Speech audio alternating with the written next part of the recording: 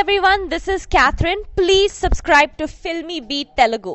Hi, this is Gopichan. Please subscribe Film Beat Telugu. Hi. Welcome to filmy beat Telugu. టాలీవుడ్లో drugs కేసును follow అవుతున్న ప్రతి ఒక్కరూ బిగ్ బాస్ రియాలిటీ షో నుంచి Mumaith Khan elimination తప్పదని భావిస్తున్నారు. ఎందుకంటే టాలీవుడ్లో సంచలనం రేపిన డ్రగ్స్ వ్యవహారంలో ముమైత్ ఖాన్ ఆరోపణలు ఎదుర్కోవడం ఇందుకు కారణం. సిట్ విచారణ వేగవంతమై తొలి దఫా ముగింపుకు వచ్చిన నేపథ్యంలో ముమైత్ను విచారించకపోతే దర్యాప్తుపై అనేక సందేహాలు వ్యక్తమవడానికి అవకాశాలుండేవి.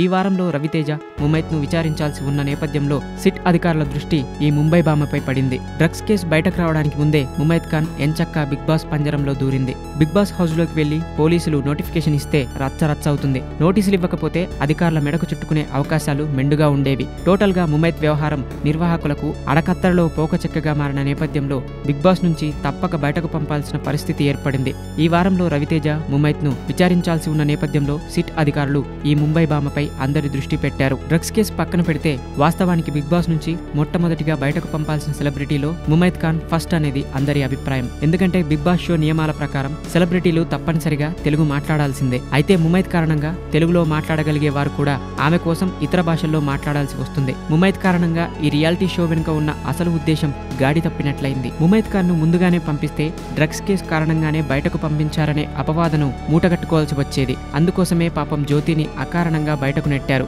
అది తెలిసే బిగ్ బాస్ లో అనేక ఆశ్చర్యకరమైన సంఘటనలు చోటు చేసుకునే అవకాశం ఉంది. అందుకే వీళ్ళు మళ్లీ పిలుపునందుకునే అవకాశం ఉంటుందనే హింట్ కూడా నిర్వాహకులు హోస్ట్ ఎన్టీఆర్ కు చెప్పినట్లు సమాచారం. Thanks for watching filmy beat Telugu. Like it, share it. For more updates please subscribe.